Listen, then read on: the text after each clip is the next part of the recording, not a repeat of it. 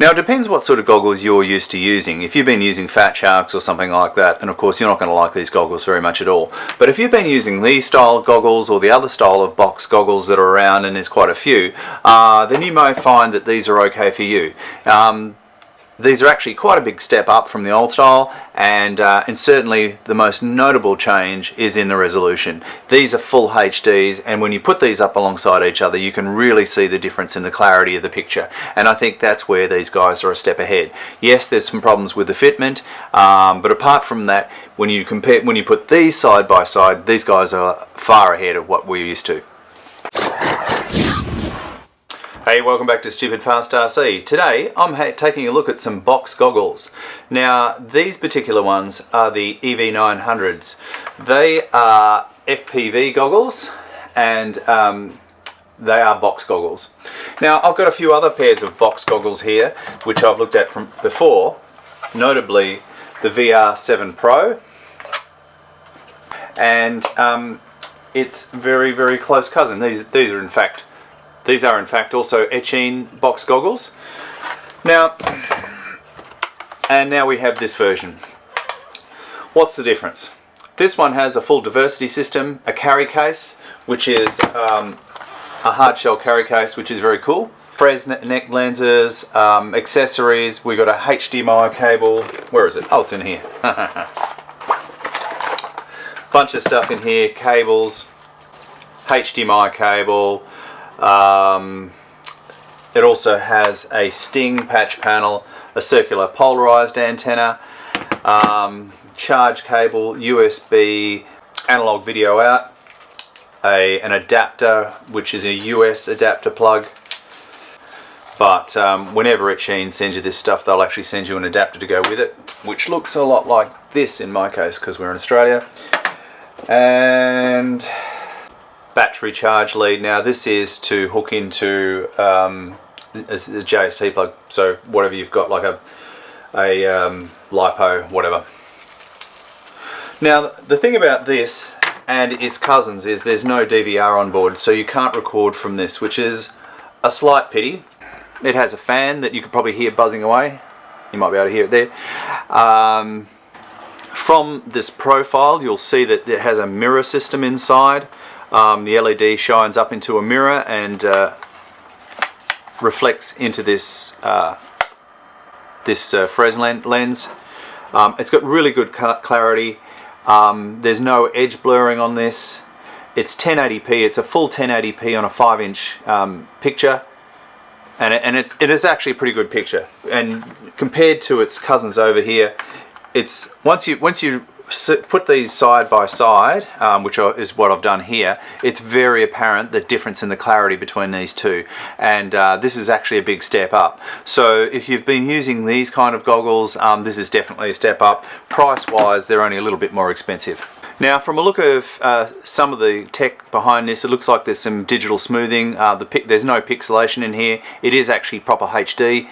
The diversity switch, so you can actually have it on one antenna or the other. A lot of guys that I've seen that reviewed this online have used their own antennas, but this is a pretty reasonable setup to start with, and gives you that option straight out of the box where you don't have to go and buy things straight away. But of course if you've got your own antennas and you're used to using this sort of gear, happy days, you've got it. It's got a race band channel. There's a search button. The search actually works quite well. Battery apparently goes for about 2 hours and 10 minutes. The difficulty I have with goggles like this, and I think this will be universal for anyone who wears glasses, is that unless your eyesight is able to cope with being able to look straight into these lenses, you're not going to be able to fit your glasses into any of these. So you know, there's the difficulty right there. You can't fit a set of glasses inside these. In fact, these you can almost fit them in. So there's the difference. I can still, not comfortably, but I can get my glasses on inside these goggles. And yeah, I can still get my glasses on inside these goggles. Fortunately, my eyesight's not quite that bad, and I can actually survive without them. And so the picture isn't really that blurry for me. And so I will be able to use these. And so that's not too bad. Now, these, if you look at some of the other reviews online, you'll notice that One of the high criticisms for these glasses is this nose piece here, and a lot of people with larger size noses are saying that this is actually hitting them and it's allowing light to come through at the bottom there. So I was a little bit concerned about that. However, I haven't found them to be too bad, and in fact some of the guys who early on in their video said that it was going to be a major problem took them outside and actually wasn't that bad. So yes, look, that might be a thing where if you've got a big nose you're not going to be able to wear this. However, I think it'd have to be a fairly big nose, and you know, you may even get away with just putting a bit of foam in there as well, or you know, putting some extra foam, but I certainly don't find that uncomfortable, so that's okay, so that's good. One of the other guys, another video that I watched, talked about latency and said that the latency was actually quite high, and that was basically, that's, if you don't know, that's a delay between the signal and what you're seeing in here. So if you're steering a drone at high speed, that could be a real problem for you. However, in this case, what I'm going to suggest to you guys is that it's not just drones that you might be driving with these. And one of the other things is that, you know, we quite often film videos of cars and boats and other things. I actually had this camera here mounted on a boat, and the reason was that I actually wanted to get an FPV out on the boat. And Eachine actually make a RC car with a camera mounted on the front of it, and you can wear these goggles, which is great. And I think it's not just, I know that drones has probably taken, you know, the center place in terms of FPV control and driving with FPV goggles on, but I don't see any reason why you wouldn't actually want to fit some of these onto your cars, your boats, other RC gear. And hence the reason we've jury rigged this, whoa, that's getting hot, camera. This is a Runcam camera. It's quite an old one. You see it's been bashed around quite a bit, and we've also bought this little circuit. Well, we bought this little transmitter and antenna, and we can more or less just plug this into anything that's got a LiPo battery on it. So that's our little onboard portable camera setup. And what we were going to do was use this, and this is what we've done in the past with these goggles as well, to actually get an FPV drive of cars or whatever you've got. So that was our idea behind that. The other great thing about it is if you've got several pairs of goggles and you've got a couple of mates around, you can actually share the drive or the experience, the onboard experience with your friends, because of course one transmitter to many receivers doesn't make any difference. You can pick this channel up on as many people as you want. So your mates can sit around and watch the full first-person view of whatever it is that you're driving. And I think that's a great opportunity as well. So I think what I'd like to say to you guys is there's much more possible application of FPV goggles than what we're seeing. Okay, now this is the full setup with the camera on the car, and I've used a Runcam too. I quite like these. They're not waterproof, but they do have a recording feature on them, and they also have Wi-Fi, so there's a couple of extra benefits on there. This is a Runcam 2. So they sell for about $100, depending where you're from, of course, US dollars, let's say, on Bangood. All this stuff comes from Bangood.